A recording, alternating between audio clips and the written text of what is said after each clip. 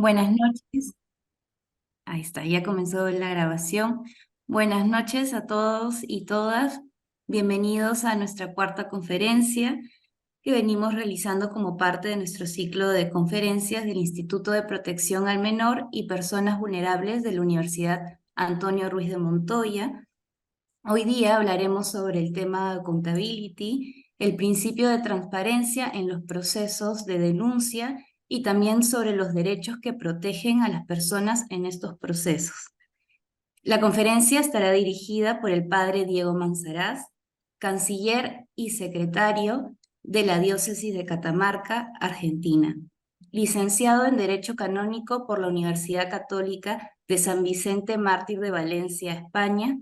Cuenta con un diplomado en protección de menores por la Pontificia Universidad Gregoriana de Roma. Bienvenido, Padre Diego.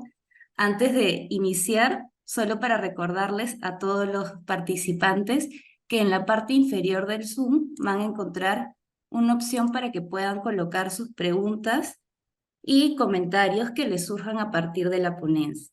¿Sí? Luego de terminar la exposición, abriremos un espacio de diálogo para poder responder a estas preguntas. Ahora, sin más, te doy la palabra, Diego. Bueno, buenas tardes. Sí, acá buenas noches ya en Argentina. Gracias por haberme invitado a compartir esto con ustedes y bueno, ánimo a los que están trabajando en toda la cuestión de protección de menores. Sí, es una tarea ardua, pero necesaria sin dudas. Solo una consulta, Gaby. Yo solo veo a ustedes 5, a los del equipo de ahí de la universidad. ¿Eso es normal? Sí, en el seminario web Ah, bien, los participantes están conectados pero sin cámara. listo. Bueno, era para saber, no me capaz que estoy hablando solo, pensó. Bueno, ahí iniciamos con la... Bueno, el tema que vamos a ver, como les decía Gaby, es accountability, transparencia, proceso y derechos.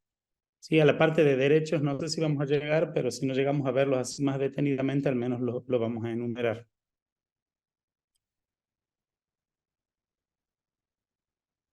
Simplemente estos, para que queden aquí en la diapositiva, en la grabación también, los documentos referidos al tema, que en realidad ya los conocen para que los recordemos, ¿no? Sacramento non Sanctitatis Tutela, el nuevo libro sexto de las penas, como una madre amorosa respecto de la negligencia de los obispos y algunas otras cuestiones. Vos Estis Lux Mundi, que como saben ya tenemos la segunda versión, y el Vademecum de Doctrina de la Fe, que ya tiene la segunda versión también. ¿Qué vamos a intentar ver en esta charla? Lo que decimos hace un momento, ¿no? La accountability, el concepto, transparencia y persona, los procesos en general como un modo de accountability cuando están bien llevados a cabo y las virtudes que tiene que existan procesos en la iglesia y los derechos que son protegidos por esos procesos o por la legislación en general.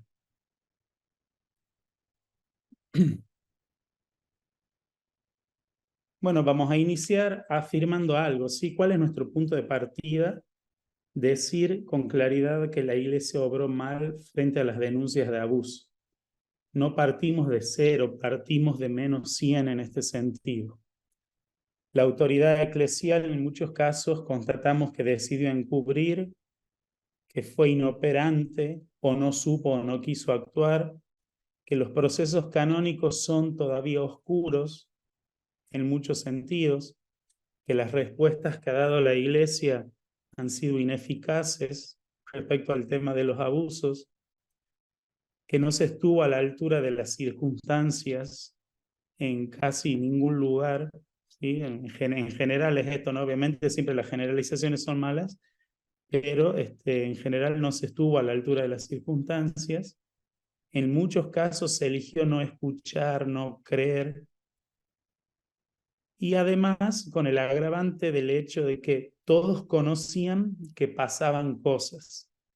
La otra vez fui a dar a un presbiterio una charla sobre el tema y para empezar ya el segundo día, ya cuando habíamos tenido después del primer contacto con los sacerdotes, les pregunté porque habían vivido recientemente un caso de este tipo y entonces les preguntaba, ¿quiénes de ustedes ya sabían de esto, ya habían escuchado algún rumor, y la gran mayoría levantó la mano. O sea, eran cosas que todos conocíamos.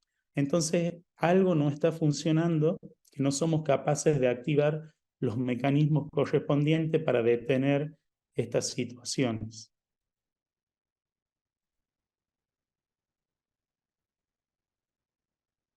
Lo que tienen en común estos abusos, ¿sí? Lo que hemos mencionado, es que muestran de manera gráfica que las estructuras de accountability de la Iglesia eran eficaces, y no solo ocasionalmente, sino de manera sistémica, de modo permanente, para abordar el comportamiento criminal, ¿no? de sacerdotes, de obispos o de otros miembros de la Iglesia.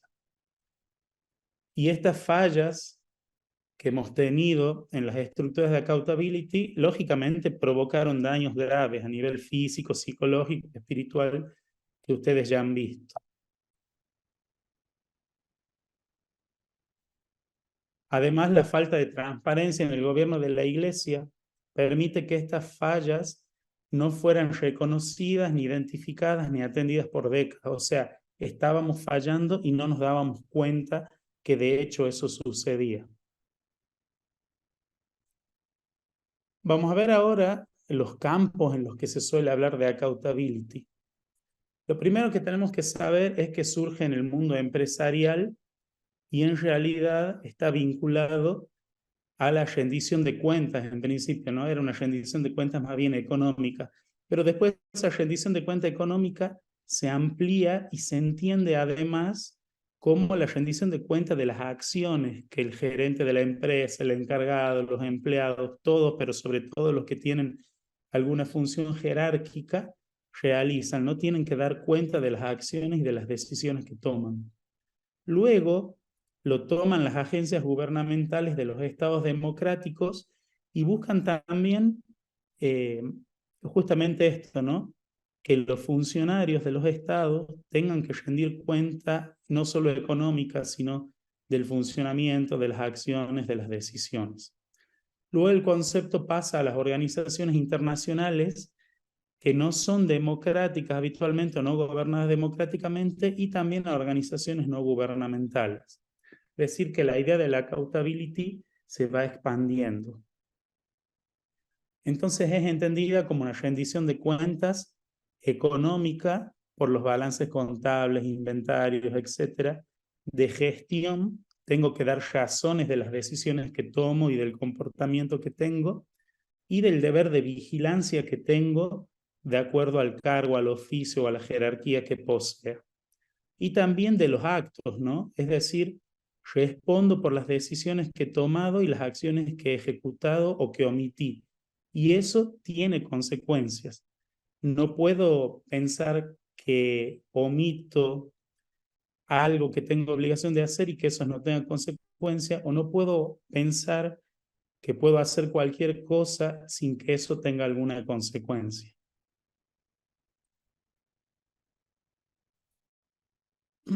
Entonces, la accountability implica la justificación de la función de un actor con otro, ¿no? Frente a frente.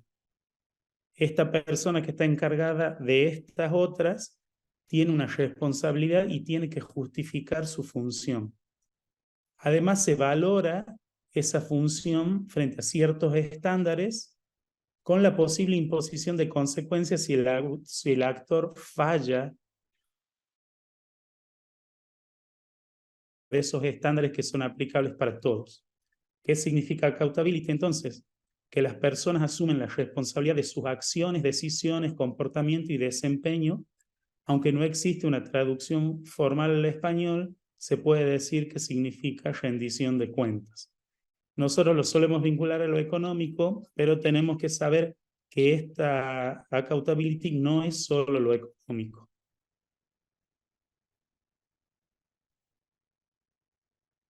La accountability además implica la transparencia. Transparencia en el proceso de toma de decisiones, un alto grado de democracia en ese proceso, el acceso a la información abierta para todos los interesados o afectados por esas decisiones que son puestas en juego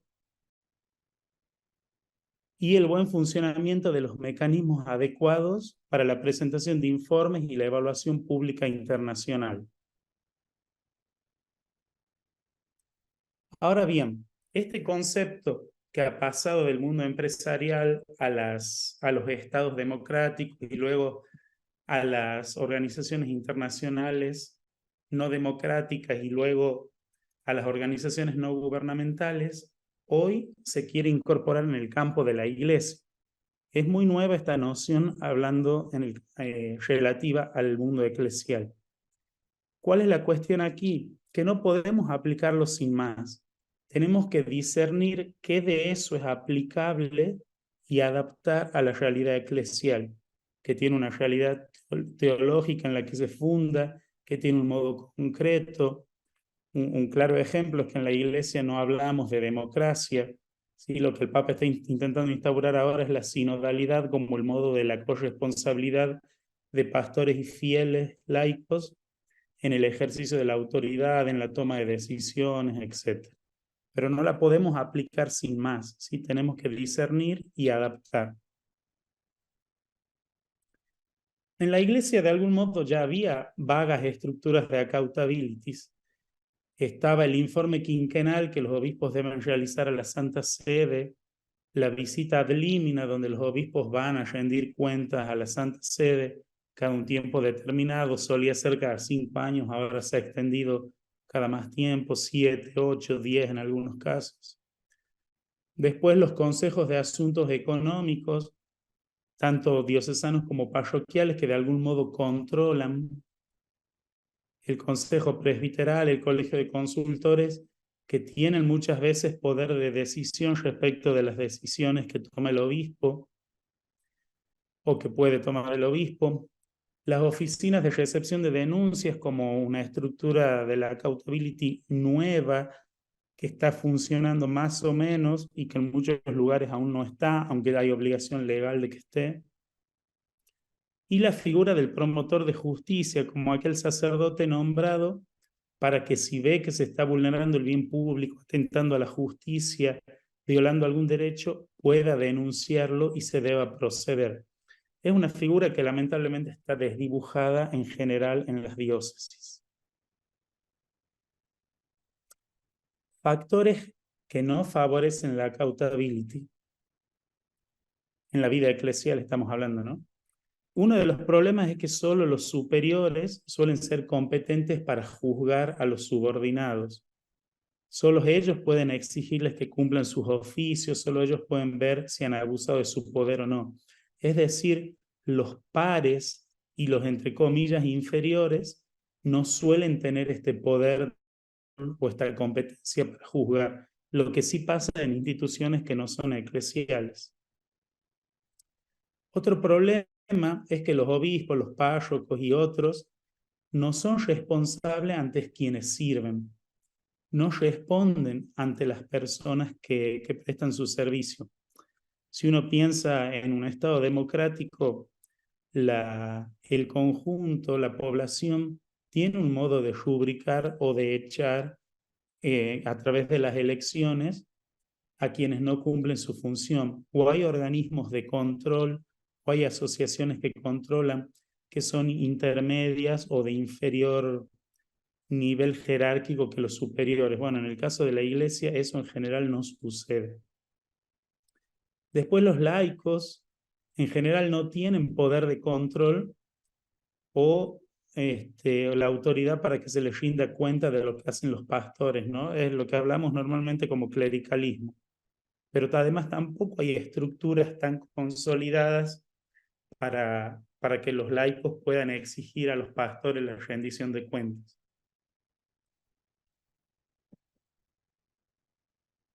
Además, el paternalismo cultural en el que los laicos ven en el sacerdote una persona sabia, que no se equivoca, que decide correctamente, ¿no? Estamos muy acostumbrados a escuchar que nos digan, sí, padrecito, como usted diga, padrecito, etc. Bueno, eso no ayuda a la accountability. Después las normas que parecen ser débilmente obligatorias Sí, decíamos que en principio todas las diócesis ya tendrían que tener una oficina de escucha y demás. Esto tal vez está en los papeles, pero sin duda que no está de hecho en el territorio, sí, no está en todas las diócesis del mundo. Y la ausencia de normas claras de actuación ante el negligente manejo de una denuncia, que el documento como una madre amorosa y vos estis lux mundi, más o menos han intentado solucionar, pero todavía creo que no está tan divulgado, tan conocido. El modo en que han encontrado de empezar a obligar a las diócesis a que lo hagan, de hecho, es apretar económicamente, ¿no? Más a nuestras iglesias pobres de Latinoamérica, que normalmente pedimos ayuda a Adveniat o ayuda a la iglesia necesitada en Alemania. Estas organizaciones piden protocolos, después piden informes de si hay oficina de denuncia, suelen pedir cursos de formación cuando dan una ayuda económica, ¿no? Si la obligatoriedad está viniendo por otro lado, que es por la cuestión económica. Claramente, las estructuras de accountability para los obispos y otras autoridades eclesiales y las respectivas normas canónicas están muy por debajo de las expectativas de la comunidad legal. Estamos muy por debajo de las expectativas de la comunidad internacional, ¿no? Los estándares a nosotros nos han quedado muy altos. Sin duda que hay un gran campo de trabajo en este sentido.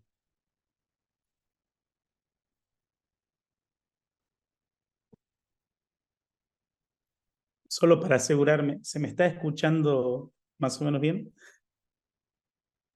Sí, Diego, sí se escucha. Ah, bien, gracias. Bueno, el segundo punto que vamos a ver es transparencia y persona.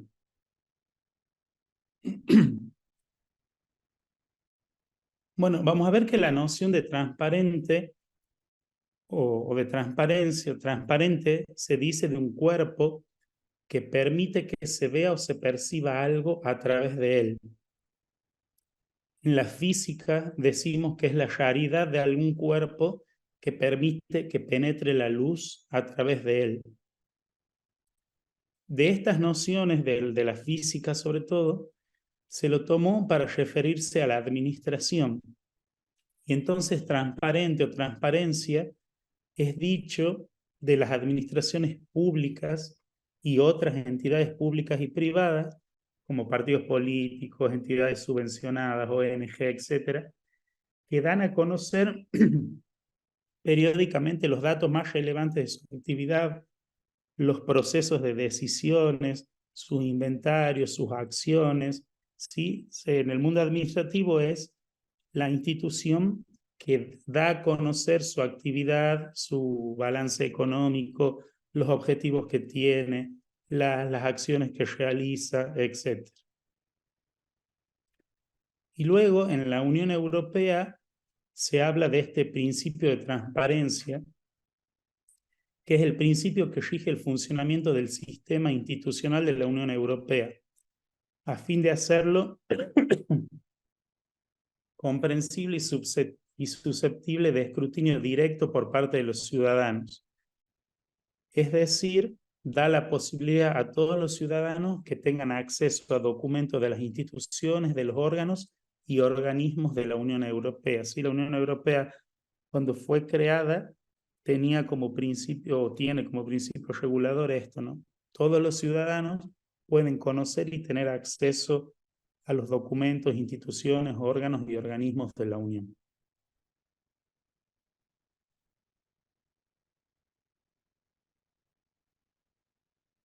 Entonces, cuando hablamos de algo transparente o de transparencia, tenemos que tener en cuenta que la transparencia es la cualidad de un objeto que permite que un observador vea aquello que se encuentra detrás de ese objeto, ¿no? Piensen en las ventanas de sus casas con los vidrios.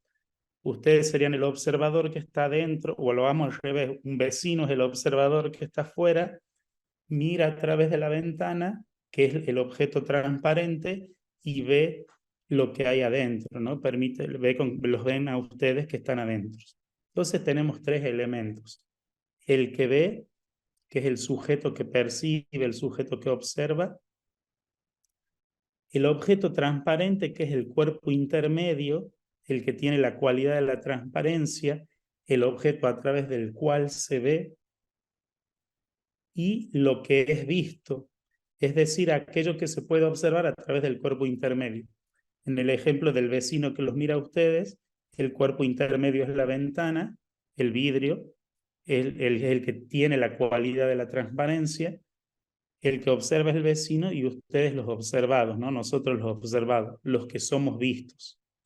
Por eso lo que es visto puede ser un objeto, un proceso, un documento, una cosa, una persona, y más aún, y tal vez esto es lo más grave, lo que puede ser visto también es el interior de la vida de una persona. Esto nos hace preguntarnos si la iglesia debe ser transparente, si hay límites para la transparencia y cuáles serían esos límites. El concepto de transparencia, al igual que el de accountability, tiene que ser adaptado al campo eclesial y al campo jurídico canónico. Si no debemos confundirnos. Publicidad y divulgación no es transparencia. Confidencialidad y secreto no es, confidencial y secreto, ahí me faltó el no. Es que no debemos confundirnos. O sea, el confidencial y secreto no es complicidad o encubrimiento. Sí, tenemos que tener esto claro. Por eso nos tenemos que preguntar, ¿es posible la transparencia en la iglesia? ¿Es necesaria la transparencia? ¿Cuál es el límite de la transparencia? Pensemos, por ejemplo, en la Iglesia de Colombia, que ha visto tomado todos los archivos que habían en las curias diocesanas, en los seminarios, porque han habido casos en los que se han encubierto a sacerdotes abusadores. Entonces, ¿cuál era la exigencia? La transparencia. Aquí la pregunta es, ¿está bien?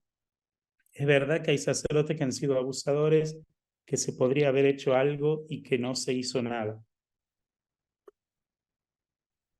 La pregunta es, ¿esto autoriza a que se tomen todos los archivos secretos, todo el archivo o los archivos no secretos, los archivos que eran públicos pero confidenciales, que se los tome y se los lleve y se vea la vida de las personas? Piensen, por ejemplo, en un archivo de seminario. Un seminarista, una persona, pasa 8 años en una institución. Y ese archivo tiene fotocopia del DNI, tiene partida de bautismo, partida de nacimiento, hasta ahí datos perfectamente públicos. Pero también tienen informes de psicodiagnósticos, informes de terapias psicológicas, tienen un informe anual de cada seminarista durante los 8 años de su formación. O sea, pensemos, realmente todo eso tiene que ser visto por otros, tiene que ser leído, tiene que ser escrutado, tiene que ser hurgado por otras personas.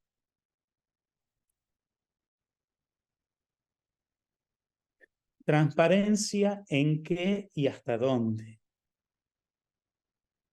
En la economía, claramente, ¿no? Podemos mostrar, deberíamos mostrar, ser más transparentes en las cuentas y demás, cosa que no es muy común en nuestras parroquias, por un tonto sentido de cuidado, de que no se sepa. En realidad no debería ser así. Deberíamos poder mostrar a nivel diocesano, a nivel parroquial, de las congregaciones, qué ingresa, qué sale, en qué se ocupa el dinero, qué se hace. En la gestión, sí, deberíamos poder mostrar los procesos de decisiones, cómo decidimos algo, quiénes deciden. Fundamentar, ¿no? ¿Por qué se decidió tal cosa? En eso el derecho canónico es sabio. Cuando un obispo hace un decreto, por ejemplo, toma una decisión, el canon dice, debe estar argumentado al menos sumariamente. Debe dar razón de por qué toma esa decisión, al menos sumariamente. Y si no dice por qué toma esa razón, el decreto es inválido. porque el código prevé que el obispo reflexione sobre la decisión que ha tomado y dé los motivos por los cuales toma esa decisión. En los procesos penales, la cosa se empieza a poner más vidriosa, porque decimos que tenemos que ser transparentes, pero eso no debería implicar que todos puedan ver, ser observadores de todo el proceso, ¿no?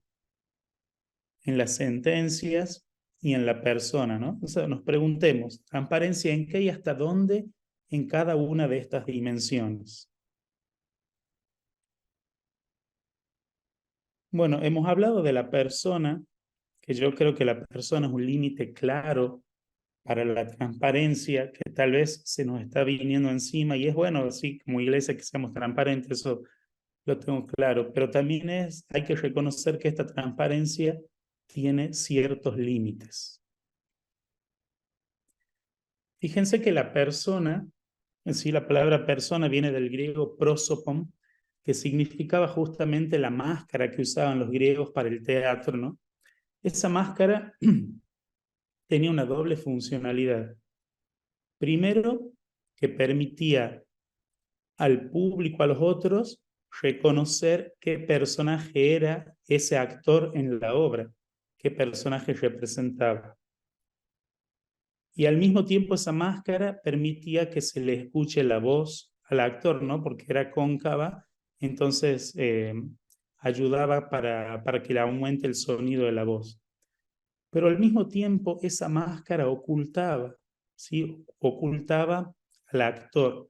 Esa máscara ocultaba a ese que no tenía que ser reconocido por los otros, porque él estaba mostrando un personaje. Luego, esta palabra del teatro griego pasa al latín personare, que significa sonar a través de, ¿no? El que resuena, el que puede hacer escuchar su voz. Y así pasa la noción de persona al derecho romano. En el derecho romano, la persona es la que merece ser escuchada. No todos eran personas en Roma, eso lo saben, ¿no? Personas eran solo aquellos que tenían cierta dignidad y que podían ser escuchados o que debían ser escuchados, aquellos cuya voz era importante. Y luego Boecio, ya en la entrada de la Edad Media, toma el término persona y lo define como sustancia individual de naturaleza racional. Si esta es la definición metafísica clásica de persona. No nos vamos a poner a analizarla, lo único que vamos a decir es que Boecio se refiere a persona como lo que tiene entidad en sí mismo, ¿sí? Lo que no necesita de otro para permanecer. Tiene una entidad que es propia de sí, él es origen de sus acciones, de sus decisiones. ¿Por qué hice este reconto del progreso del término persona? Porque esto da algunas características del ser personal. Primero, la incomunicabilidad. ¿Sí? Cada uno de nosotros como personas es incomunicable, es intransferible. Yo puedo renunciar a hablar, puedo renunciar a comer, puedo renunciar a muchas cosas, ¿no? Puedo renunciar a tener bienes, puedo renunciar a herencias, a propiedades, a lo que sea. Lo que no puedo es renunciar a mi ser personal. Yo no puedo entregar mi persona a otros, no puedo entregar mi ser personal a los demás. Hay algo en mí que es incomunicable, que es intransferible. ¿Sí? Hay algo en mí que siempre va a ser mío y no puedo, no puedo, aunque quiera, mostrarlo a los demás. Y al mismo tiempo, otra característica de la persona es que tiene la capacidad máxima de comunicación. De todos los seres creados, la persona es la que más se comunica, es la que más puede abrir su corazón, ¿no?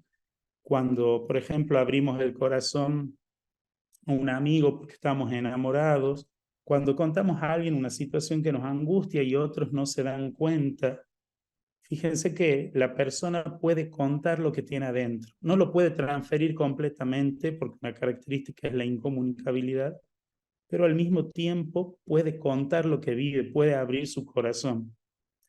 Por eso las características además son la apertura y la intimidad, ¿no? Y la máscara esta de la que hablábamos del teatro griego es lo que permite este filtro, podríamos decir. Muestro a otros lo que quiero mostrar y no muestro lo que no quiero mostrar. Y esa es una característica propia de la persona.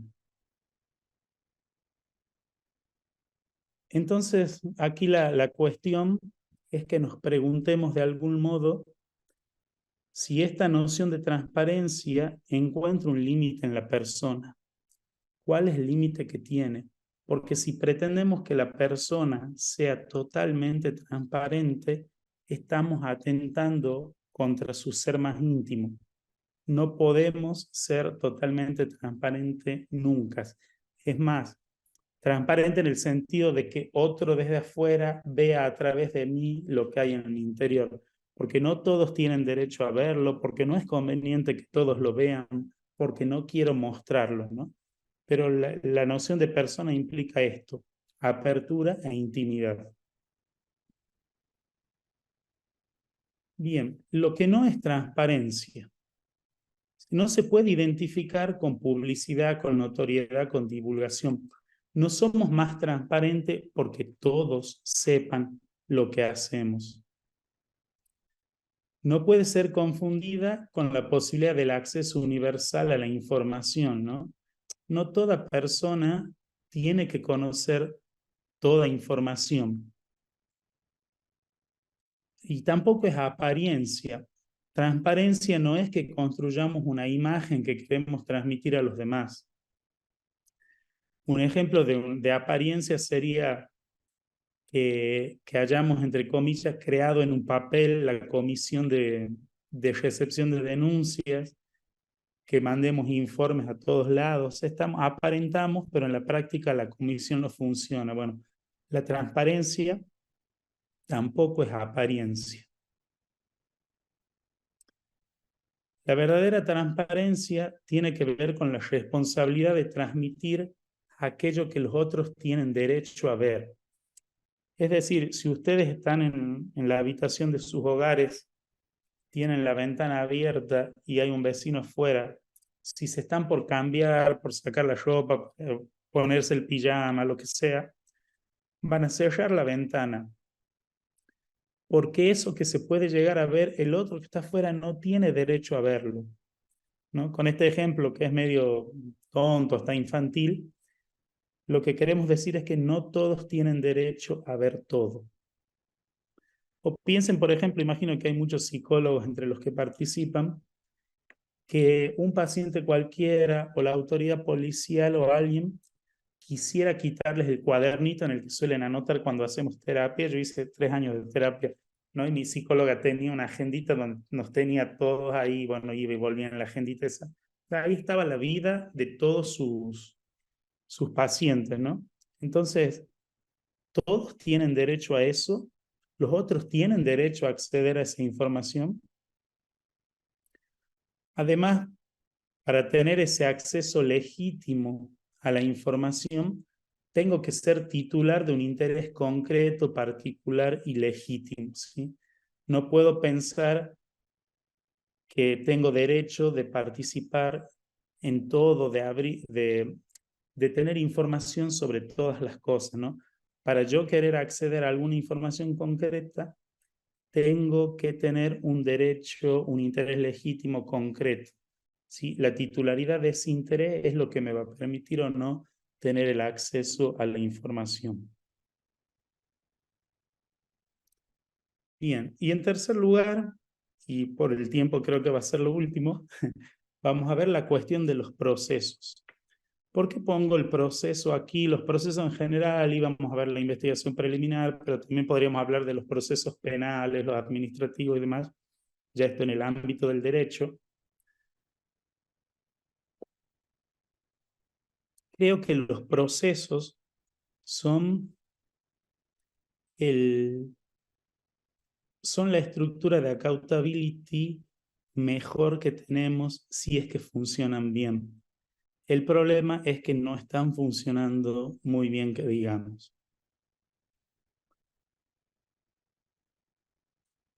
Un autor, no he puesto ahí la cita, dice que el derecho penal canónico aborda situaciones en las que ya se ha fallado en otros intentos de la autoridad por corregir a la persona, ¿no? Se falló en la corrección fraterna, se falló en las amonestaciones y otros medios de solicitud pastoral. Cuando esos medios fallan, cuando ya no son suficientes para reparar el escándalo, restaurar la justicia, reformar al ofensor, etcétera, eh, viene el derecho penal canónico, ¿no? Es como el último recurso y el proceso penal canónico es el último recurso de la Iglesia para corregir a alguien, para tutelar los derechos y demás. Bueno, ¿por qué decimos que los procesos son estructuras de accountability? Porque el proceso lo que permite es sopesar la responsabilidad de quien ha violado gravemente la paz y el orden en la comunidad eclesial con las acciones que ha realizado. El proceso, además, responsabiliza a los encargados del cuidado de la comunidad. Busca la reparación del orden eclesial, exigen al investigador temple, independencia de criterio, objetividad y respeto. Fíjense que en la Iglesia todos tenemos derecho a un proceso justo. ¿Qué significa esto? Dice el código, compete a los fieles reclamar legítimamente los derechos que tienen en la Iglesia y defenderlos en el fuero eclesiástico competente conforme a la norma de derecho.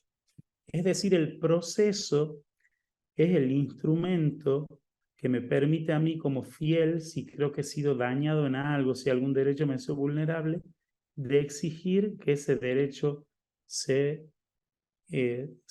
repare el daño que me ha causado, se ponga en valor el derecho que se me ha quitado, etc. En el parágrafo 2 del mismo canon dice, si son llamados a juicio por la autoridad competente, los fieles tienen también derecho a ser juzgados según las normas jurídicas que deben ser aplicadas con equidad.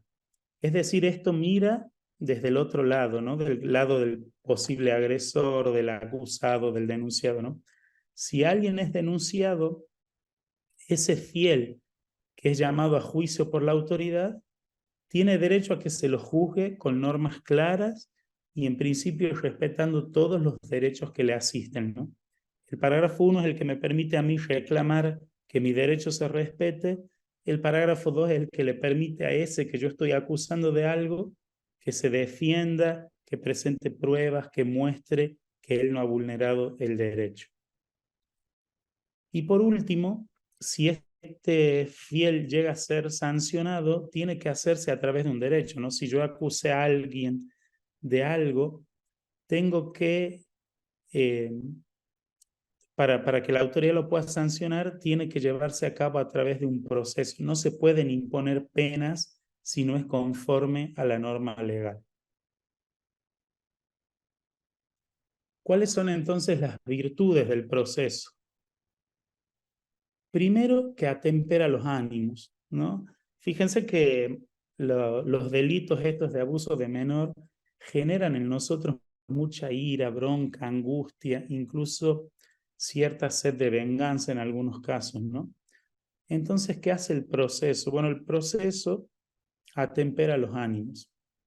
Estoy pensando en este momento en un caso que estoy ayudando a investigar en otra diócesis, lo voy a contar así más o menos rápido por cuestión de tiempo, en que unos obispos de otra diócesis distinta de donde estoy investigando, bueno, llaman para decir que en la página de protección de menores habían acusado, en la página web habían acusado a un sacerdote de desvíos de fondos de una institución que está a nivel nacional y de abuso de adultos vulnerables, ¿no? Porque esta persona, este sacerdote colabora en un centro que ayuda a las personas adictas, ¿no? Entonces lo llaman ese obispo, a este obispo que me llamó a mí para que lo ayude a investigar, y entonces lo presionaban, que ya tiene que tomar decisiones, que hay que echarlo y demás. Entonces le decimos, bueno, dennos las denuncias y nosotros vamos a, nosotros vamos a llamar a los que han denunciado y nosotros vamos a llamar a los que han denunciado, vamos a tomarles testimonio y vamos a iniciar los protocolos, lo que corresponda. Nos pasan las denuncias, llamamos a los 8 que habían denunciado, ninguno era víctima, sino todos habían escuchado que él había abuso de tal, de cual, y demás, decían que era homosexual, querían ya que los corramos, decían que había problemas económicos y demás. Bueno, escuchamos a los 8 estos y decimos, bueno, ahora el siguiente paso es llamar a las supuestas víctimas. Llamamos a las supuestas víctimas, eran 5 que nombraban, una se había suicidado, sé que evidentemente con esa no hablamos, otro estaba preso, fuimos a verlo, dijo que no, que con él no había pasado nada. Los otros negaron todo, solo dijeron que algunos decían que era homosexual, pero que con ellos no había pasado nada. Si hubiera sido por estos obispos y por estos terceros que venían a reclamar, sí, ya lo hubiéramos tenido que correr, etcétera, al sacerdote. Investigando, vemos esto, que las supuestas víctimas decían no ser víctimas, a todos adultos ya y demás, y todos negaban los hechos que los terceros habían contado. No solo eso, sino que además descubrimos que en realidad el dinero no iba solo a la cuenta de este sacerdote, sino a la cuenta de la tesorera, que era una de las que denunciaba.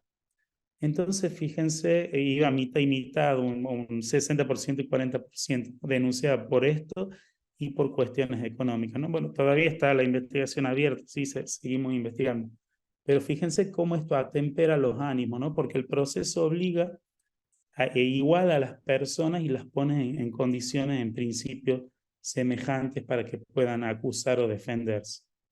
Otra virtud del proceso es que ofrece al denunciante la posibilidad de defender, al denunciante, perdón, la posibilidad de acusar, de contar lo que pasó, ofrece a los acusados la posibilidad de defenderse, ofrece el marco legal para la imposición de un castigo equitativo, tutela los derechos de los implicados, derecho a la defensa, a la buena fama, derecho a ser escuchado, a ser acogido.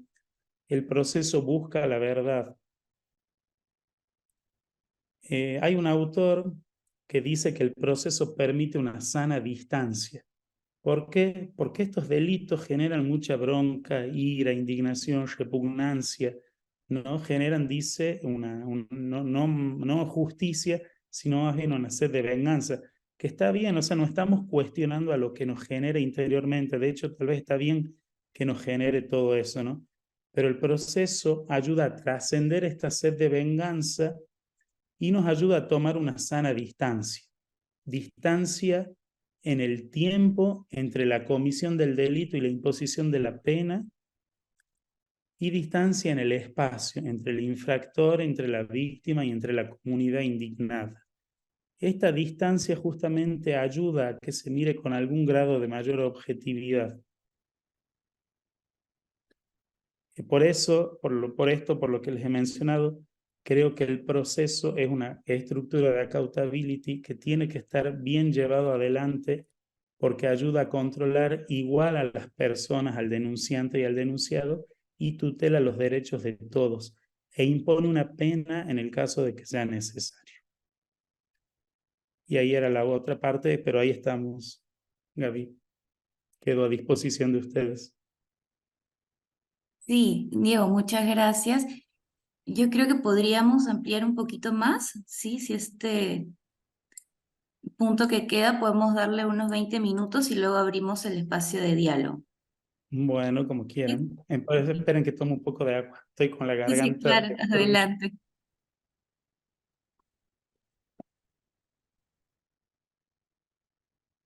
Bueno, les decía hace un momento que los procesos en general, ¿no? No hemos distinguido ahí los procesos, sino que hemos hecho algo general, ayudan a proteger derechos, ¿sí? Los vamos a enumerar medio rápido, no nos vamos a detener mucho. Derechos del denunciado. ¿Qué derechos tiene el denunciado frente a un proceso? Primero, la presunción de inocencia. Esto lo afirmaba la Carta Circular de 2011, ¿no? Decía el sacerdote acusado y todo fiel igual goza de la presunción de inocencia mientras no se pruebe lo contrario. Pero también lo afirmaban las normas en Estados Unidos, donde decían que además confirman el principio de la presunción de inocencia de la persona mientras un proceso regular o su misma admisión espontánea no prueben su culpabilidad.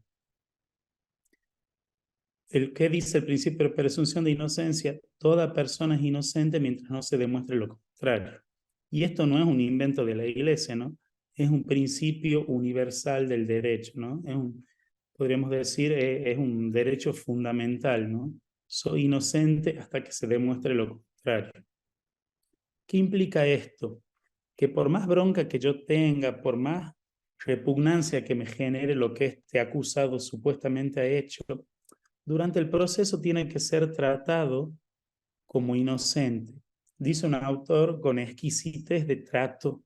Si no puede pensar él que yo ya lo juzgué o lo prejuzgué, ¿no? Que yo ya emití una sentencia en mi interior.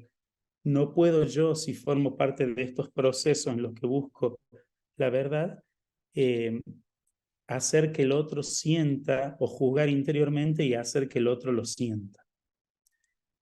Porque la sola denuncia no convierte en culpable al denunciado. No puede ser castigado, dijimos, sin un proceso debido. Otro derecho que tutela el proceso es el derecho a la buena fama. Dice el canon 220, a nadie le es lícito lesionar ilegítimamente la buena fama de que alguien goza, ni violar el derecho de cada persona a proteger su propia intimidad. Si el derecho a la buena fama es un derecho de todos por el simple hecho de ser humano. Por tanto, este derecho debe ser respetado y dice, y solo cuando haya razones legítimas puede causarse lícitamente una lesión a este bien. Yo no puedo lesionar el derecho a la buena fama de otro así como así, ¿no? Porque a mí se me ocurre. Eh, hay diócesis que no sé si es por sobreactuar, pero bueno, por intentar escuchar a las víctimas, y está bien que lo hagan, obviamente, no que las escuchen y demás, y por ceder a la presión de la opinión pública, emiten comunicados de condena, ¿no? Recién se está por empezar la investigación preliminar y las diócesis ya dan como condenado, como culpable al sacerdote tal o al laico, a quien sea, ¿no? Hay que custodiar el derecho a la buena fama que tiene toda persona. Miren, cuando el canon 1717 dice que hay que iniciar la investigación preliminar y demás, dice, hay que evitar que por esta investigación se ponga en peligro la buena fama de alguien. Yo no puedo exponer a otro en su buena fama si en realidad no tengo certeza de lo que ha pasado, si todavía estoy en fase de investigación. En sentido estricto, la intimidad o la buena fama hace referencia a la dimensión psicológica y moral de la persona, ¿no? El fuero interno de la conciencia. Pero en sentido amplio, el derecho a la propia intimidad también alcanza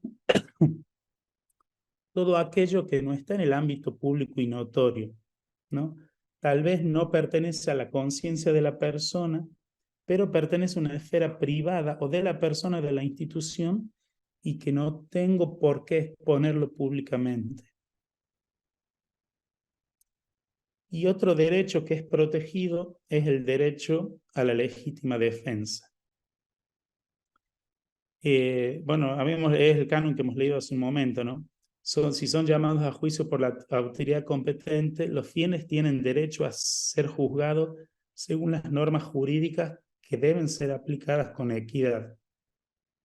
Y no pueden ser sancionados si no es según la norma legal y con el proceso debidamente realizado. En ese proceso se protege el derecho a la legítima defensa.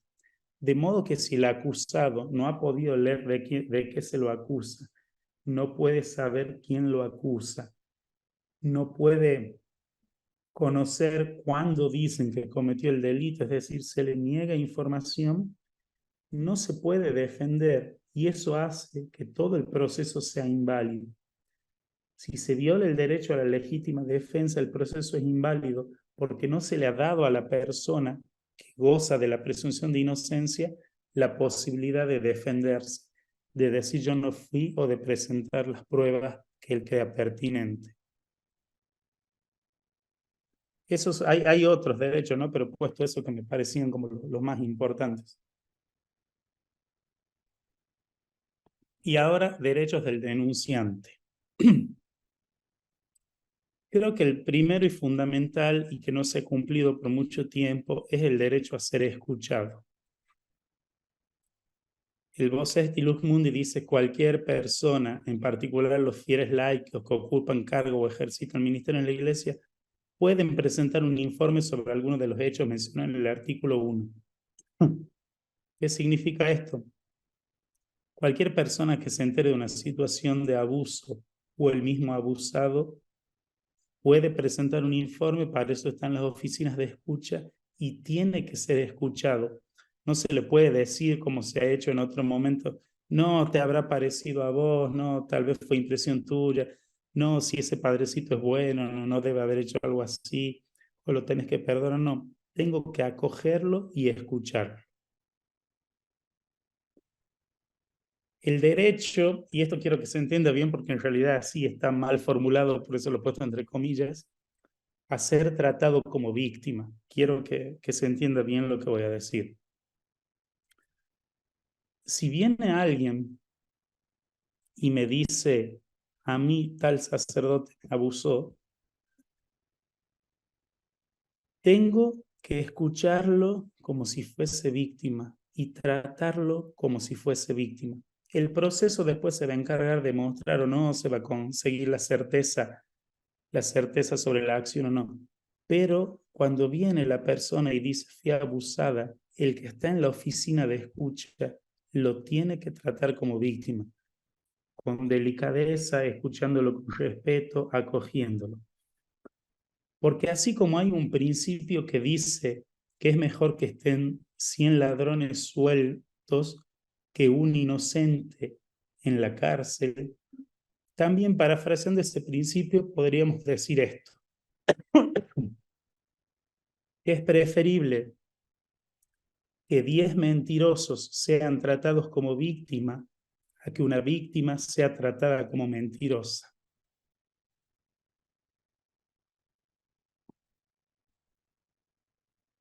¿Qué significa esto?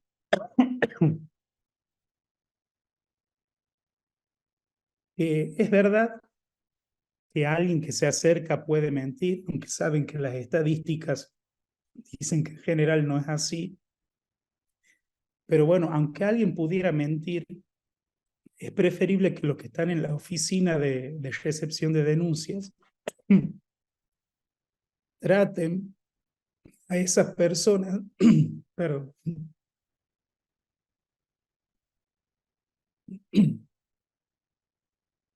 les decía que es preferible que se trate a toda persona que venga como una víctima verdadera a arriesgarnos a tratar como una víctima falsa o como mentirosa a una persona que sí es víctima, porque vamos a estar agravando el daño, porque va a sufrir más de lo que ya ha sufrido, porque vamos a estar aumentando el dolor que tiene. Entonces, si nos equivocamos en la oficina de escucha, es mejor equivocarnos creyéndole al otro que viene a decir fui abusado, que equivocarnos tratándolo de mentiroso cuando en realidad sí ha sido víctima. Bueno, después el derecho a recibir apoyo, que significa acogida, escucha, acompañamiento, atención espiritual, asistencia médica, terapeuta, psicológica. Y otro derecho es el derecho a la información. Y aquí sí he puesto entre comillas también derecho, porque esto está bastante en pañales todavía en la iglesia. Hay una ventanita que da Vos Est y Lux Mundi, para decir que cuando la Santa Sede autorice a alguien que lo pide y que se haya enterado de que el caso que él ha presentado ya ha tenido sentencia, bueno, la Santa Sede podría autorizar a entregar el resultado de la investigación a la persona ofendida. Bueno, yo creo que en esto tenemos que crecer, ¿no? Saben que en realidad no existe un derecho a la información, ¿sí? La víctima, lamentablemente en la iglesia, no es parte en el proceso. Podemos decir que la víctima es un testigo y entonces cuando la víctima hace la denuncia, testifica, declara, cuenta lo que pasó, presenta un listado de testigos y pruebas si es que las hubiese, como pericia y demás, la víctima queda relegada del proceso, ¿no? El proceso sigue el curso solo. Entonces, normalmente no está recibiendo información ni nada, sino no hay alguien que le dé información permanentemente. Yo sí creo que eso tiene que cambiar y que hay que brindar a la información oportuna a las víctimas, de modo de asegurar que sus denuncias no han sido denunciadas, que hay que publicar el resultado del proceso, aunque no los pormenores, pero sí el resultado, porque eso ayuda a la víctima a restablecer su honor, su buena reputación, su autoestima. Y además hay que ayudar a la víctima a saber que la autoridad y la comunidad eclesial reconoce que ella ha sufrido un daño y que por tanto pondrá los medios para reparar. El derecho a la información no está dado, hay algunas propuestas legislativas como poner a alguien de la oficina de escucha que pueda ver el proceso e ir informando a las víctimas los pasos que se van dando, ¿sí? Pero bueno, eso está en pañales y hay algo que hay que construir. Y por último, el derecho a que el obispo investigue, ¿no? Si una persona hace una denuncia, el obispo está obligado a investigar y puede ser penado por no hacerlo. Acá les dejo los textos donde tratan de cómo se puede penar a alguien por encubrimiento, por no investigar, por no hacer lo que tenía que hacer, ¿no? La negligencia del obispo y la posibilidad de su remoción. Muy bien, ahí terminamos. Con perdón por la tos y demás, pero bueno, mi garganta. No, no hay problema. Muchas gracias, Diego, por la ponencia. Vamos a abrir ahora un espacio de preguntas, comentarios que haya surgido también durante este tiempo. Creo que este tema definitivamente para algunos puede ser nuevo, para otros ya que se encuentran de repente trabajando en este acompañamiento a las personas que están en procesos de denuncia penales, pues es muy interesante también conocer hoy día a partir de tu experiencia, ¿no? Poder profundizar sobre Además entiendo que es un tema urticante porque, bueno, porque los procesos normalmente ponen límites a los que uno que acompaña a la víctima desearía que suceda, ¿no? Que sea rápido, que sea todo ya y demás. Pero bueno, creo que la transparencia sí tiene límites, ¿no? Y no se puede contar todo a todos. Ujú, sí, sobre todo para también tener cuidado para ellos, ¿no? Con ellos mismos, ¿no? Con todas las personas que están implicadas igual en el proceso. Muy bien, Diego. Entonces vamos a invitar a todos los participantes, a los que deseen colocar sus preguntas o comentarios en la parte inferior del Zoom para Yo poder veía ir ahí que levantaba la mano mientras estaba hablando, por eso me desconcentraba por allá. Sí, por ahí levantaron la mano, pero vamos a dejar el espacio de preguntas donde pueden escribirlas y por ahí yo las voy a ir leyendo para que tú puedas ir también respondiendo y dialogando a partir de esas preguntas, ¿sí?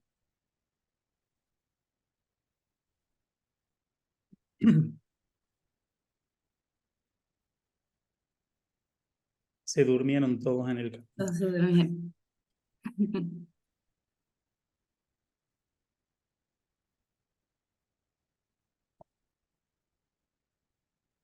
Pueden ser críticas, cuestionamientos, no hace falta que estén de acuerdo, al contrario, ¿no?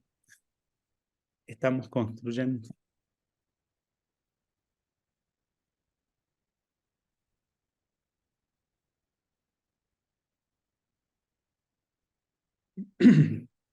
Vamos a esperar, todavía no hay ninguna pregunta, por ahí se van a ir animando.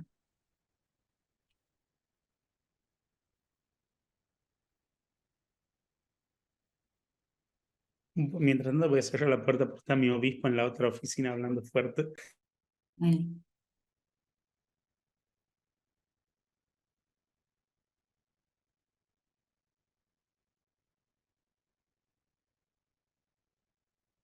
Muy bien, Diego, ya tenemos una primera pregunta. Dice, ¿hasta qué punto se puede actuar con transparencia con el equipo que realiza la investigación previa de algún caso en concreto? ¿No? Bueno, el primero, el equipo que realiza la investigación previa, suelen ser dos personas nada más. Es el investigador, aquí nombra el obispo o el ordinario, si nombra un investigador, y nombra un notario. Y entre esos dos realizan la investigación. Pueden pedirle eventualmente a alguna persona que ayuden más, pero no es lo habitual, ¿sí? Y, y ellos tienen la obligación, ellos, de guardar secreto de oficio, ¿sí? Hablan con las personas y no pueden andar contando lo que han hecho, no pueden publicitarlo, no pueden llamar a los medios de prensa y contar lo que está pasando. Lo que no pueden hacer es obligar a los testigos o a los denunciantes, a las presuntas víctimas, a guardar silencio. Y eso no se puede imponer vínculo de silencio. Transparente depende de para quién. Decíamos que la transparencia es quién tiene derecho a ver esto y quién no tiene derecho a verlo, ¿no? Se puede ser transparente con la autoridad que me encargó la investigación, sí, porque le voy a entregar todas las actas. Si lo llamo al acusado y le digo, mira, te están denunciando de esto y estos son los elementos que tenemos hasta ahora, ¿querés decir algo? Tengo que ser transparente y mostrarle, porque si no, no tanto en la investigación preliminar, pero sí en un proceso, vulneraría su derecho a defensa y entonces eso haría inválido todo. Si hay personas entonces que sí pueden tener acceso a esa información y hay otras personas que no, o sea, la gran mayoría no, salvo cuando se llegue a una sentencia, si se llega, se podrá contar a la comunidad en general, pero no puedo ir contando lo que voy encontrando en la investigación a todo el mundo. No sé si Gracias. iba por ahí la pregunta. Sí, muchas gracias, Diego. Por ahí también, relacionada a esa pregunta, nos dicen, ¿es obligatorio comunicar a la comunidad local que se ha iniciado ese proceso de investigación? Por ejemplo, en casos de sacerdotes, ¿no? Cuando un sacerdote se ve Mm. implicado. No es obligatorio hacerlo. Sí creo que es conveniente sobre todo cuando el caso ya es público, ¿no? Normalmente la prensa llega antes, ¿sí? Y nuestros comunicados suelen ir detrás de, cuando la cuestión ya ha explotado, se ha hecho público, se ha socializado, es decir, saben que se ha denunciado a tal sacerdote y demás, sí es bueno emitir un comunicado donde diga, entre otras cosas, que el sacerdote, si es que se han tomado medidas cautelares, se diga el sacerdote está suspendido y se ha iniciado el proceso de investigación preliminar como prevé la Santa Sede, ¿sí? ¿Por qué es bueno comunicar? Porque eso ayuda a que las personas vean que sí se está haciendo algo, porque si no, no ven nada y eso hace totalmente opaco el proceso.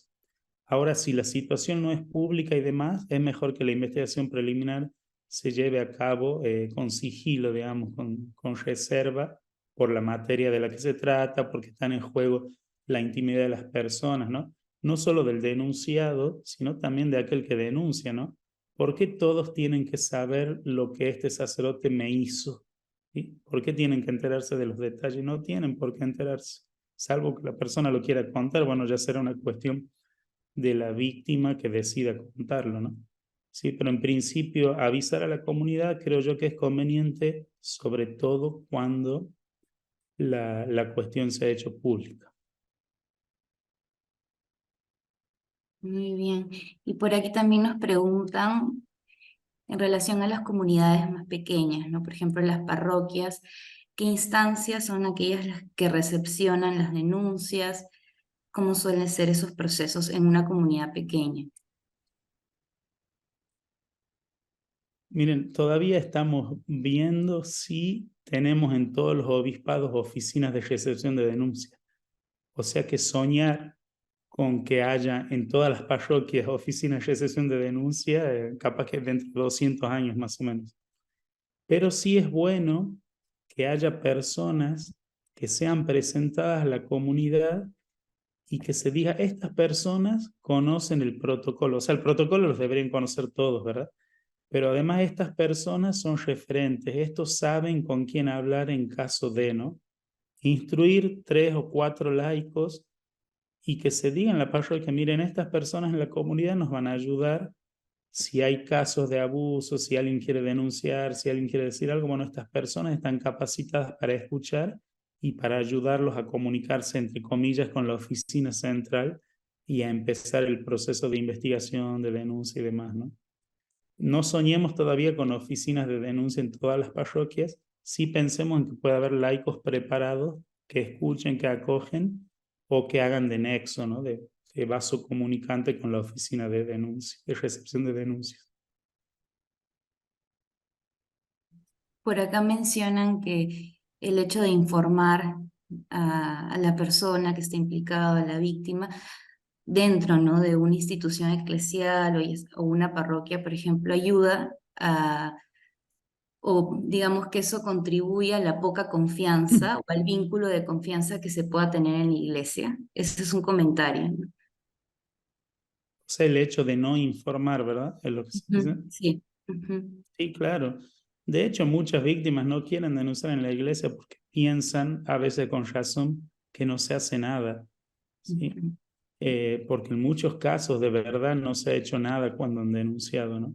O en otros casos hay víctimas que han denunciado y que no se les ha comunicado nunca más nada, que se genera ansiedad en la persona, al final no saben si le estaban tomando el pelo o no cuando iba a denunciar, si la iglesia hace algo, si la iglesia encubre. Por eso yo sí creo que es buena esta idea, no me acuerdo del autor que la da, de que alguien de la oficina de escucha tenga derecho a acceder a la información que está en la causa, en la investigación, y contarle a la víctima cómo va el proceso, ¿no? Decirle, bueno, ya se cerró la investigación, ya se enviaron los papeles a Roma, ya nos contestaron, va a empezar el proceso penal, ya se están presentando, ¿no? Tenerla entera e informada de lo que va avanzando, porque sí creo que la víctima tiene un interés legítimo para poder ver a través de, ¿no? Decíamos que la transparencia tiene que ver con o el derecho a la información tiene que ver con el interés legítimo que tenga el que ve. Y en este caso la víctima tiene un interés legítimo porque él es el que ha sido el damnificado, ¿no? El herido en su derecho. O sea que creo que esta idea de que una persona de la oficina de escucha sea el que pueda acceder a la causa y mantener informado a la víctima o al denunciante es una buena idea. Sí, tal vez habría que practicar. Hay que legislarla primero. Ujú. Gracias, Diego. Por aquí también nos hablan de la comunidad de laicos, ¿no? En las parroquias. Por ejemplo, ellos, ¿qué tipo de accountability o estas acciones, ¿no?, o esta responsabilidad en sus acciones les pueden pedir a sus párrocos y obispos? Wow, todas las que están en el código. Sí, el obispo en general tiene deber de vigilancia, o sea, el obispo tiene que estar enterado, entre comillas, o debe vigilar lo que hacen sus sacerdotes. Saben que la palabra episcopo viene de vigía, de vigilante, era el que estaba arriba de las torres mirando al que venía, ¿no? El que vigilaba de los ataques, el que advertía de los ataques. De ahí viene la palabra episcopo, ¿no? Tiene deber de vigilancia sobre sus sacerdotes. Eh, a los sacerdotes también se les puede exigir, ¿no?, que rindan cuentas económicamente. Tenemos que implementar algún modo de rendición de cuentas pastoral también, ¿no? Llegan sacerdotes a algunas parroquias, destruyen las comunidades, maltratan a la gente, eh, destruyen los grupos pastorales, ¿no? Parece cuando va algún sacerdote que pasó un huracán, destruyó todo y sigue como si nada, así, de premio le dan a otra parroquia, digamos. Cuando en realidad, si esto fuera una empresa, ese ya hubiera sido echado hace rato, ¿no? Por su no funcionalidad, si se quiere, o porque no hace lo que debería hacer. Si hay que activar, hoy no hay mecanismos de esos que evalúen la gestión de los párrocos, que evalúen el trato. mi obispo estábamos pensando en ampliar a que esta comisión y presentarla así que tenemos, también reciba denuncias por malos tratos, ¿sí? Que por ahí no constituyen abuso, ¿no? Pero como vemos que hay en algunos casos bastante, bueno, es bueno que al menos vengan y nos digan y no solo le podamos decir a los sacerdotes, mira, han venido a decir esto concreto, qué está pasando, cómo tratas a la gente y demás.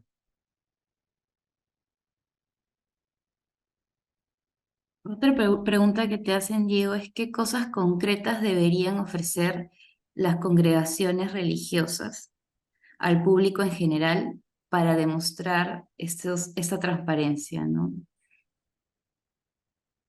La transparencia en qué. Acá nos hablan en general de accountability, ¿no? Imagino que en sus acciones de repente cotidianas dentro del funcionamiento de la congregación. Ujú. Yo creo que es bueno contar, ¿no? Yo voy a dar un ejemplo concreto. En la, en la parroquia en la que yo estaba, teníamos que arreglar una tapia, una medianera, no sé cómo le llamarán allí, la que se la pared que separa al vecino con la mía, porque se estaba cayendo y para el lado de la parroquia encima eran como 25 metros de pared. Y entonces empezamos a pedir a la gente que quisiera ayudar, que ayude, porque los fondos parroquiales no alcanzaban. Y todas las semanas decíamos cuánto habían colaborado, no nombrábamos las personas porque ellos no querían ser nombradas, pero poníamos las iniciales en la pared en un papel para que vean, ¿no? Entonces contaba a las personas, contábamos cuánto dinero había entrado, en qué se había gastado y poníamos todo y además ofrecíamos si querían los comprobantes para ver en qué se había gastado y demás, ¿no? Eso sería transparencia económica. Y la gente colaboraba más y estaba contenta porque les mostraban lo que pasaba, además veían que la obra se estaba haciendo, ¿no? O por ejemplo, cuando yo salía, cuando me tenía que ausentar, me iba una semana a tal lugar, yo le contaba a la gente, miren, eh, me voy a tal lugar, voy a hacer esto, voy a estar acá, voy a hacer esto, ¿no? Sí, la gente sabía dónde iba a estar yo. Cuando no iba, le decía, va a venir tal persona. Bueno, o sea, contar, informar, obviamente hay cosas que uno no puede contar en una comunidad religiosa y demás, pero bueno, que la gente sepa qué hacemos, cuáles son nuestras actividades, qué funciones tenemos, no sé, lo que se les ocurra, que el otro pueda saber, ¿no? Que tenga, no sé si que tenga derecho a saber, pero bueno, que yo lo pueda contar al menos. Mientras más las personas conozcan de nuestros modos de obrar, de nuestro modo de decidir cosas y demás, más van a confiar en la vida eclesial. Y ya en los procesos canónicos, bueno, tenemos estos límites, pero sí creo que hay que ir contando avances en el caso de los procesos penales a las víctimas y cuando ya hay sentencia a la comunidad, porque bueno, si el caso, sobre todo si el caso ha sido público, ¿no? La comunidad tiene que saber, la comunidad en general, digo, que se ha llegado a una sentencia concreta en tal caso.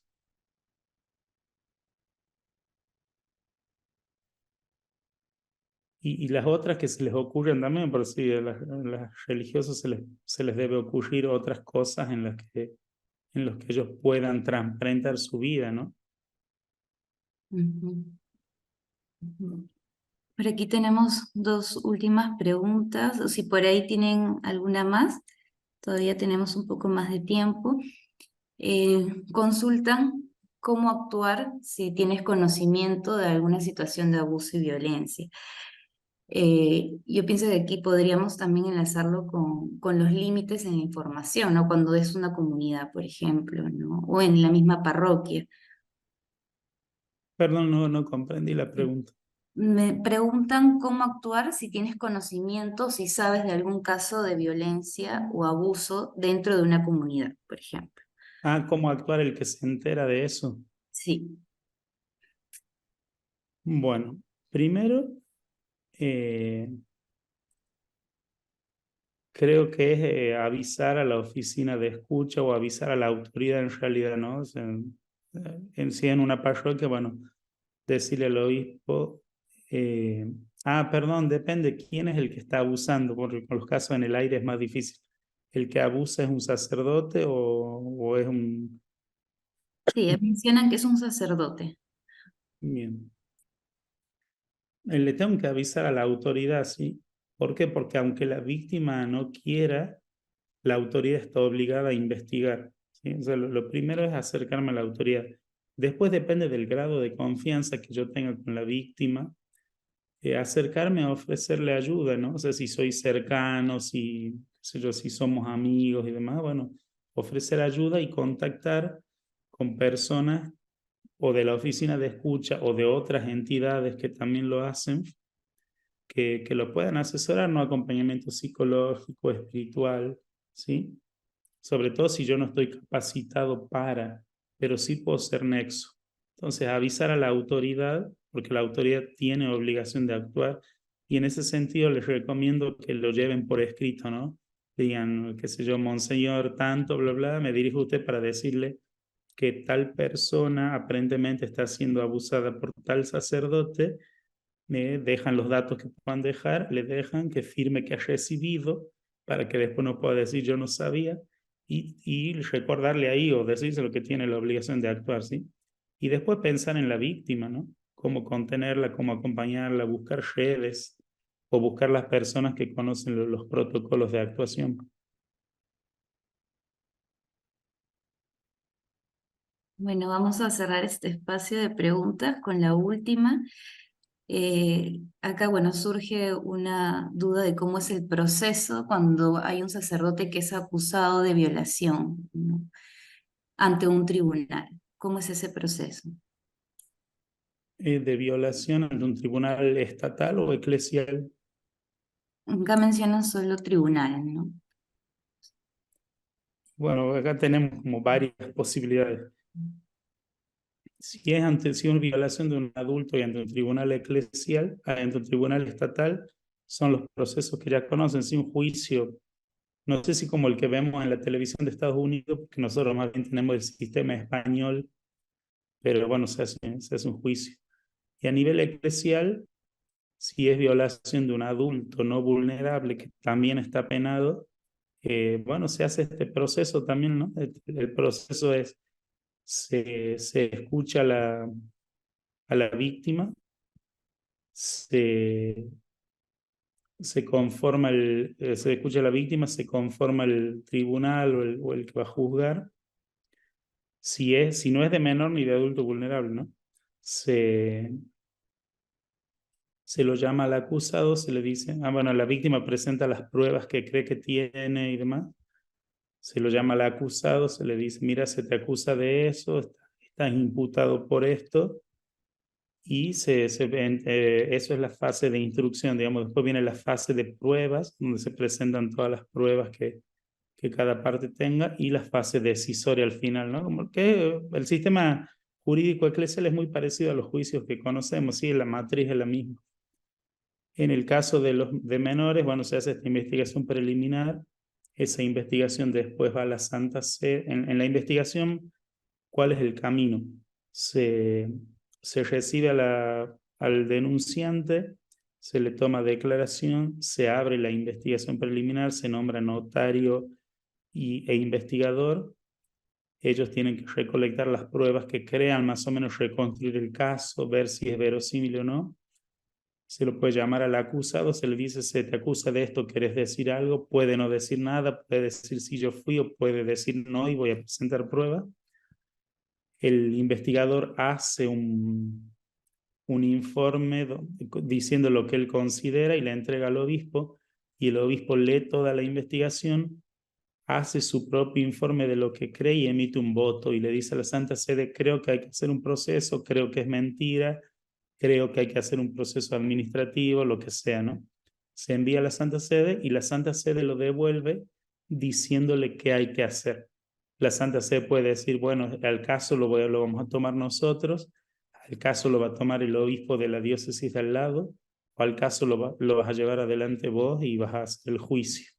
Y del juicio, que también es parecido al que hemos mencionado hace rato, tiene que mandar los resultados a la Santa Sede. Sobre todo si va a expulsar al sacerdote, tiene que además pedir permiso porque no lo puede expulsar del estado clerical sin la autorización de la Santa Sede. Eso depende del proceso, por eso preguntaba las condiciones, ¿no? No sé Diego, si se pero aquí entendió porque surgió, fue muy rápido así. Sí, no, muy claro, pero por aquí surgió otra pregunta, que si fuera el obispo el acusado, ¿no? Por abuso. Si fuera el obispo el acusado, tienen que leer el Belm, que dice en uno de sus artículos cómo hacer el proceso cuando el que debería ser el que me proteja es el acusado, ¿no? Y entonces siempre hay a quien recurrir, gracias a Dios, en la iglesia. Eh, eh, en el artículo 6 del Vos Esti Lux Mundi, dice disposiciones relativas a los obispos y a los equiparados a ellos. Y entonces dice las normas precedentes, bla, bla, bla, cuando los que cometen el delito son cardenales, patriarcas, obispos y legados, ¿no? Clérigos y demás, y como que pone otras instancias a quienes recurrir, o directamente a la Santa Sede, o o a un arzobispo, al metropolitano, al nuncio, ¿no? Pero siempre hay a quien recurrir, digamos. ¿Sí? Si es el obispo, es el acusado, ahí en el BEL indica a quién se puede recurrir. E incluso siempre puedo recurrir a la Santa Sede, aunque no sea el obispo el acusado. Ujú. Perfecto. Muchas gracias, Diego, por este espacio y también le agradecemos a todas las personas que han dejado sus comentarios, sus preguntas. Sin duda la ponencia y también la participación de cada uno nos ha permitido reflexionar y profundizar sobre la importancia de la transparencia, ¿no? En procesos grandes como los de denuncias, procesos penales, pero también en aquellas acciones cotidianas, ¿no? Que podemos llevar a cabo dentro de las instituciones eclesiales o en otros espacios donde trabajamos, ¿no? Y sobre todo para cuidar a las personas a quienes acompañamos, ya sea en procesos, en estos tipos de procesos, o también para la prevención de la violencia, ¿no? Yo creo que muchas de las personas que hoy nos acompañan también están en esa misión. Entonces, definitivamente te agradecemos, Diego, por este tiempo, por todo lo compartido también a partir de tu experiencia. No, gracias a ustedes por invitarme y bueno, ánimo a los que están trabajando. Entiendo que es un tema difícil, que no nos gusta, que nos cuesta, que nos lastima también interiormente, pero bueno, hay que seguir adelante a tener la iglesia que queremos, ¿no? Que es una iglesia que proteja a los más vulnerables. Muchas gracias. Sí, muchas gracias. Igual a todos los presentes, solo recordarles que al cerrarse el Zoom les va a llegar una encuesta de satisfacción. Para nosotros, desde el Instituto de Protección al Menor y Personas Vulnerables, es importante conocer sus opiniones. Muchas gracias y buenas noches a todos y todas.